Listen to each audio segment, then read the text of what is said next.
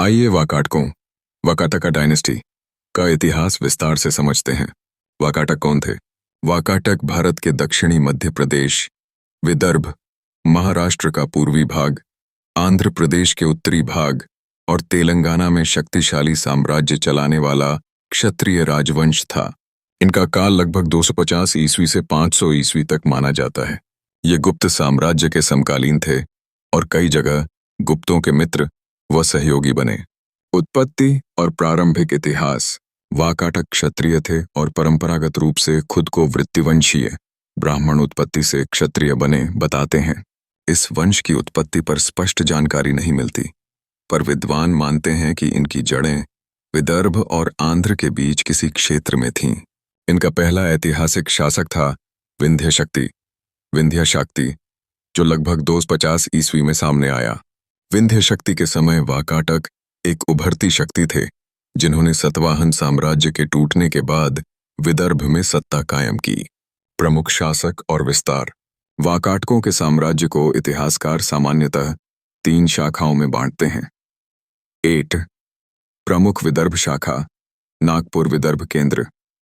2 वात्सगुल्म शाखा, अमरावती क्षेत्र। 3 अन्य छोटी शाखाएं। प्रभावी शासक। प्रारंभिक काल। विंध्य शक्ति 250-270 वंश का संस्थापक।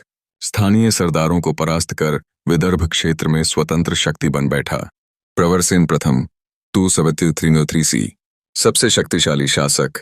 उसने कई दिशाओं में विजय अभियान चलाए और खुद को सम्राट घोषित किया। पुरानी शिलालेखों में उसकी 4 अश्वमेध यज्ञों का उल्लेख है, जो उसकी बड़ी शक्ति दर्शाते हैं। प्रवरसेन ने गुप्तों से भी मैत्री की और पूरे विदर्भ, आंध्र और कुछ मध्य प्रदेश तक विस्तार किया। 2 मध्यकाल। गुप्तों के साथ गठबंधन। प्रवरसेन के बाद उसका पुत्र रुद्रसेन प्रथम 330-355 ई और फिर प्रवरसेन द्वितीय 355-380 ई आने शासक बने। रुद्रसेन द्वितीय 380-380 ने गुप्त वंश की प्रसिद्ध राजकुमारी प्रभावती गुप्ता से विवाह किया। यह विवाह राजनीतिक दृष्टि से अत्यंत महत्वपूर्ण था। प्रभावती गुप्ता गुप्त सम्राट चंद्रगुप्त द्वितीय विक्रमादित्य की पुत्री थी। रुद्रसेन की मृत्यु के बाद प्रभावी रूप से प्रभावती गुप्ता ने कई वर्षों तक अपने नाबालिग पुत्रों के लिए शासन संभाला और वाकाटक साम्राज्य को गुप्तों के संरक्षण में रखा। वात्सगुल्म शाखा, अमरावती क्षेत्र। इस शाखा का मुख्यालय वात्सगुल्म, वर्तमान वाशिम के पास था। सरसिन्न प्रथम और उसके उत्तराधिकारी यहाँ के महत्वपूर्ण शासक रहे। इस शाखा ने अजंता की गुफाओं के निर्माण में महान योगदान दिया। हर्षसेन लगभग 473 वात्सगुल्म शाखा का शासक, कला और धर्म का महान संरक्षक था। हर्षसेन के दरबार के महामात्य विहारकृत उपासक वराहदेव ने इन गुफाओं के लिए दान दिए और निर्माण कराया। अजंता के भित्तिचित्र और गुफाएं आज भी वाकाटकों की सांस्कृतिक समृद्धि को दिखाती हैं। धर्म और संस्कृति। वाकाटक प्रारंभ में हिंदू वैदिक परंपरा के अनुयायी थे। इनके राजा ब्राह्मणों को दान देते और वैदिक यज्ञ करते थे, परंतु इनकी प्रजा और साम्राज्य में बौद्ध धर्म का भी बहुत प्रचार हुआ। अजंता गुफाएं, जिनके भीतर बौद्ध जाटकों की कहानियों के चित्र हैं, वाकाटक काल की कला का उत्कृष्ट उदाहरण है। साहित्य, वास्तुकला और मूर्तिकला के लिए वाकाटक काल को एक स्वर्ण युग माना जाता है। साम्राज्य का पतन। 5वीं सदी के बाद वाकाटक साम्राज्य आंतरिक कलह और बाहरी आक्रमणों से कमजोर होने लगा। वात्सगुल्म शाखा के हर्षसेन की मृत्यु के बाद सत्ता संघर्ष और शायद हूण आक्रमणों के कारण यह साम्राज्य बिखर गया। 500 ईस्वी के बाद वाकाटकों की शक्ति लुप्त हो गई और उनकी जगह चालुक्य, राष्ट्रकूट जैसी नई शक्तियां उभर आईं। महत्व और विरासत। वाकाटक गुप्तकालीन भारत की राजनीतिक स्थिरता और कला संस्कृति के विकास में महत्वपूर्ण थे। अजंता गुफाएं, उनकी चित्रकला, शिलालेख और दानपत्र आज भी भारतीय इतिहास के महत्वपूर्ण स्रोत हैं। उन्होंने दक्षिण और उत्तर भारत के बीच सांस्कृतिक पुल का कार्य किया।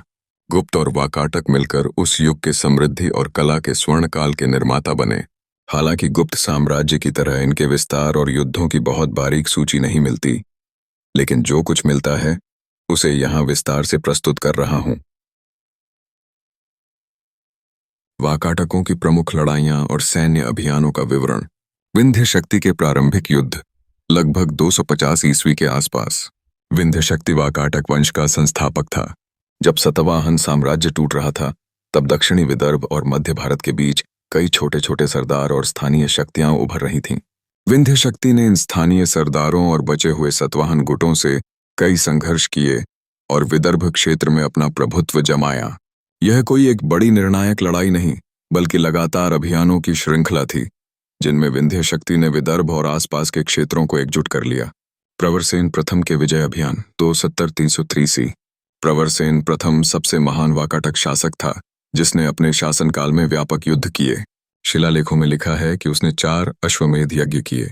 अश्वमेध यज्ञ का आयोजन तभी होता है जब राजा युद्ध के द्वारा चारों दिशाओं में अपना प्रभुत्व स्थापित कर ले। इसका अर्थ है कि प्रवरसेन ने चारों दिशाओं में युद्ध किए और अपने घोड़े को कोई नहीं रोक सका। अनुमानित दिशा और युद्ध। उत्तर की ओर मध्य भारत के कुछ गणराज्यों और स्थानीय शासकों को हराया। पूर्व की ओर आंध्र क्षेत्र सालिवाहन उत्तराधिकारी गुट को पराजित किया। पश्चिम की ओर विदर्भ से पश्चिम की ओर मालवा सीमा तक अपना प्रभाव बढ़ाया। दक्षिण की ओर तेलंगाना और मराठवाड़ा के क्षेत्र में विजय प्राप्त की। इन युद्धों के बाद उसने खुद को सम्राट कहा, जो दर्शाता है कि उसका साम्राज्य एक समय में गुप्त साम्राज्य के बराबर खड़ा था। गुप्तों के साथ वैवाहिक गठबंधन और युद्ध विराम 380 के आसपास। प्रवरसेन के बाद के शासकों को गुप्त साम्राज्य से टकराव की बजाय मित्रता मिली। रुद्रसेन द्वितीय ने गुप्त सम्राट चंद्रगुप्त द्वितीय की पुत्री प्रभावती गुप्ता से विवाह किया। इस राजनीतिक विवाह के कारण गुप्त और वाकाटक के बीच बड़े युद्ध नहीं हुए, बल्कि वे एक दूसरे के सहयोगी बने। इस समय वाकाटक सीमाओं पर स्थानीय दुश्मनों जैसे नंदीवर्मन गुट या छोटे आंध्र शासक से ही टकराव होता रहा, जिनका उल्लेख दानपत्रों में मिलता है। वात्सगुल्म शाखा के युद्ध अमरावती विदर्भ क्षेत्र। वाकाटकों की दूसरी शाखा वात्सगुल्म ने भी कई लड़ाइयां लड़ी। यह शाखा विदर्भ के पश्चिमी भाग और मराठवाड़ा के क्षेत्रों में सक्रिय थी। सरसेन प्रथम और उसके बाद के शासकों ने पश्चिम की ओर विस्तार के लिए स्थानीय जनजातीय सरदारों और पड़ोसी छोटे राज्यों से युद्ध किए। इससे उनका क्षेत्र अजंता गुफाओं के इलाके तक फैल गया और वहां पर बौद्ध विहारों के लिए वे स्थायी दान देने लगे। हर्षसेन के युद्ध और अजंता काल 475 के आसपास वात्सगुल्म शाखा का सबसे प्रसिद्ध शासक हर्षसेन था। शिलालेखों में संकेत है कि उसने अपनी सत्ता बढ़ाने के लिए कई अभियानों का नेतृत्व किया। उसने अपने साम्राज्य का विस्तार उत्तर में मेलघाट पहाड़ियों और दक्षिण में मराठवाड़ा के इलाकों तक किया। हर्षसेन के समय में साम्राज्य के खजाने इतने समृद्ध थे कि अजंता जैसी विशाल परियोजनाओं को संरक्षण दे सके, और यह तभी संभव था जब उसने युद्धों द्वारा क्षेत्र में स्थिरता और कर प्रणाली सुनिश्चित की थी। पतन के पहले संघर्ष। 5वीं सदी के अंत में वाकाटक साम्राज्य आंतरिक झगड़ों में उलझ गया। हर्षसेन के बाद की पीढ़ी में सत्ता संघर्ष और बाहरी आक्रमणकारियों, संभवतः हूणों या चालुक्यों के प्रारंभिक गुट से मुठभेड़ हुई। इन संघर्षों के विस्तृत विवरण नहीं मिलते, लेकिन इन्हीं कारणों से यह वंश धीरे धीरे समाप्त हो गया और उनकी जगह चालुक्य जैसी नई शक्तियां उभरीं। निष्कर्ष। वाकाटक कोई आक्रामक साम्राज्यवादी शासक नहीं थे, लेकिन उन्होंने सतवाहन के बाद के राजनीतिक शून्य को भरने के लिए कई युद्ध लड़े और अपने साम्राज्य को खड़ा किया। उनकी प्रमुख लड़ाइयां थीं विदर्भ क्षेत्र का एकीकरण, आंध्र और तेलंगाना के इलाकों में विस्तार के युद्ध, 4 दिशाओं में प्रवरसेन प्रथम के विजय अभियान, वात्सगुल्म शाखा के छोटे स्थानीय युद्ध, पतन के पहले के संघर्ष।